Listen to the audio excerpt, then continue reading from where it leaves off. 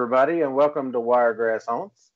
I am your host, Mr. Stan Fikes, and I have with me tonight an awesome co-host, Miss Mary Quirion. Mary, are you with me? Yes, I am. Hey. Awesome. Um, Guys, tonight we got a great show lined up for you. It's Becky and Will Gyd from Mysteries Explained and also Tucson Ghost Society. They have been guests of ours before, and we got into all kinds of discussion about things, and I'm sure tonight's not going to be any different. I do have a little bit of a service announcement that I would like to read to everybody. My wife's aunt, she is on life support in Tallahassee, in one of the hospitals in Tallahassee, Florida. And her daughter started a GoFundMe, and I wanted to read this to everybody. And if anybody out there can help with anything, even if it's just sharing the GoFundMe thing, that would be awesome. All right, her name is Sharon. We call her Sherry Jacqueline Higgins. Was recently hospitalized for a few days in Chipley, Florida. The decision was made by her doctors to transfer her to Tallahassee, Florida hospital after her condition did not improve with treatments. She is now comatose and is on life support. The hospital she was transferred to is a good distance from her children and all her family. No one is allowed to stay overnight in the room with Sherry, but Sherry needs a family member close by at all times. Sherry does not have any insurance to cover the medical bills that are mounting every day that she is in ICU. Her daughter, Haley, is trying to cover her bills and handle everything for her, but unfortunately, Haley has had to miss work to be with her mother during these hard times and can only do so much. Haley has been at her mother's side from the beginning of this ordeal. She has borrowed a car since hers would not withstand the daily trips to the hospital in Tallahassee.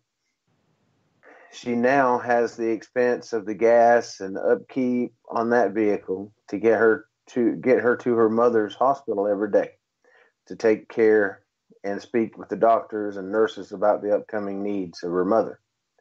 The hospital bills are racking up, and Haley has added expense to food, drink, toiletries, and motel rooms. A GoFundMe account has been set up for donations for all of those who can donate. Any donations would be greatly appreciated and cherished.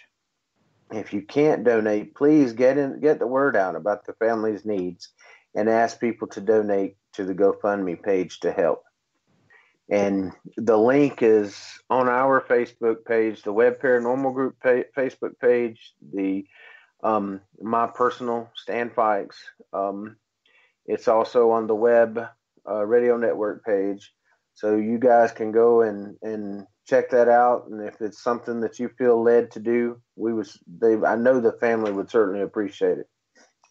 And like I said, you can share this on all platforms. We're trying to get these folks a little bit of help. You know, times are hard, and it's Christmas, and everybody needs to think about the reason for the season, and I know Jesus would help this. So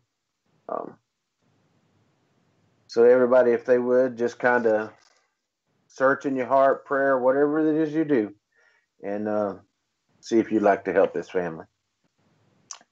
But all righty. Well, guys, Mary, I hear you're expecting 35 inches of snow. Yes, sir. I didn't move far enough south, did I, Stan? No, you should have come to Alabama. I should have. Yeah, we in every 35 years we get 1 inch of snow. Okay, Wow. So so it's ridiculous here. We're too close to Florida. And if it gets cold enough to get down here like that, then you can guaranteed it's really cold. Mm-hmm. what we used to call bark busting cold.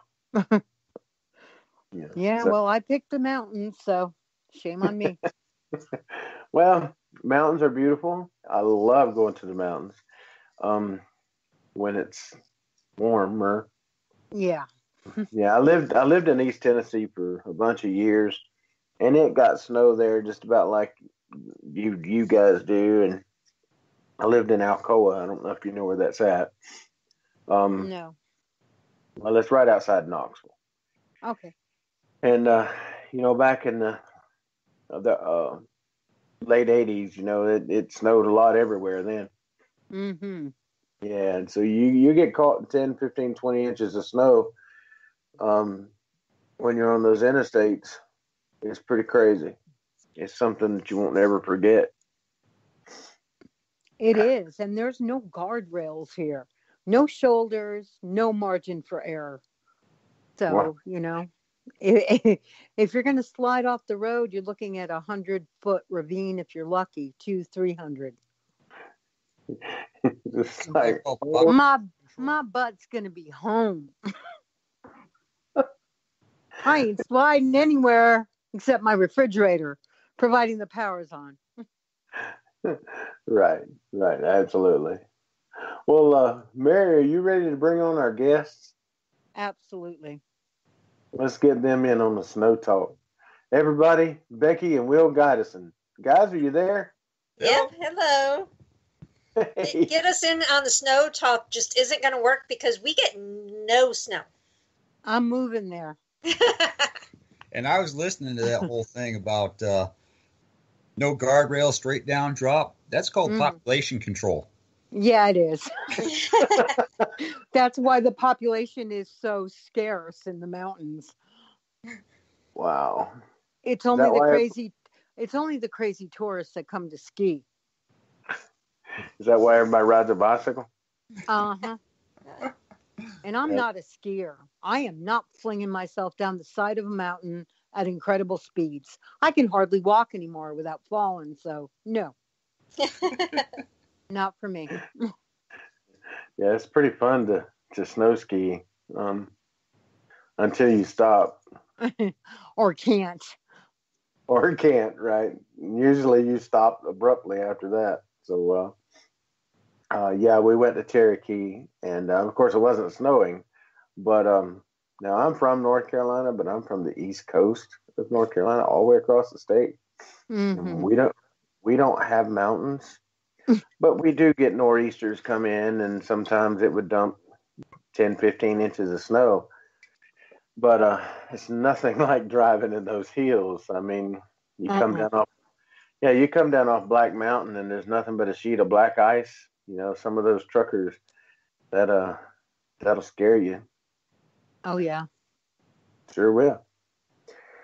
Well, guys, what have y'all been up to all the way out there, halfway across the United States? Well, right now we're getting some rain. Yeah. Oh, that's amazing. I was going to ask, is that a normal thing? No. We have like the monsoons during the summer, and then other than that, no. Wow. It's no rare. Snow, no rain. Yeah, I'm there. Yeah, hardly no rain, no snow. But see, what's really nice is if we want the snow, we can go up to the mountains to see it. Or be in. Good. And when we're done, we just drive back down the mountain and leave it there. Oh, that would be great. How far is that from you? Oh, it's probably about a 45-minute drive. Oh, wow. Oh, that works. Yeah, that's some big mountains there, though. Oh, yeah. Yeah. I don't like driving up them. She doesn't like driving down them either. No. I can bet. I don't like driving through mountains, period. And the sad thing is that's what we're surrounded by. So no matter where we go, we basically have to drive through mountains, and I go in panic mode every time. So to me, it kind of sounds like she kind of drove over a mountain and then had to come back down and said, I'm not doing it again, and I'm staying right here. That works, too. No, I like to travel. I just close my eyes to the mountain area. It's better to go by plane, right? Yeah, which we don't get to do very often. I think we've been on one trip by plane. Everywhere else we drive. But you know something? My wife has never been on an airplane. Oh, wow. And, yeah. But you know what? Next year she's going on an airplane. Ooh. And I haven't quite figured out the spot. So I may come visit you guys. Oh, Becky and Will, You're more than welcome. that way she can fly. And the last time I was in your area, I wasn't actually on the ground. I was in an airplane going across the top of it. So that was the closest I came. But it'd be a nice trip. And I've tried to talk her into getting on an airplane.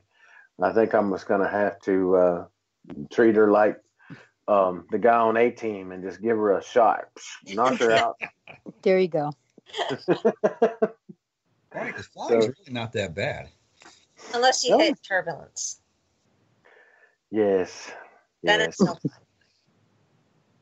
Yes, that's pretty crazy stuff, especially when you're in a military plane and you hear dry air and the plane drops about 60, 80 feet just instantly. Yeah, that's real fun. No, thank you. Yeah, no. I'll stay put. Teresa's in the chat room. She says, "Stan, you know I'm here, and you're right." But that's cool. You know, that's something that everybody needs to experience once, is being on an airplane. And I've already taken her to the mountains and that type of thing.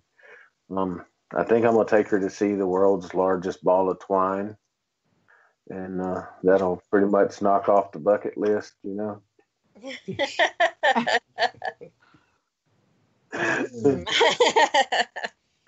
Dodge City.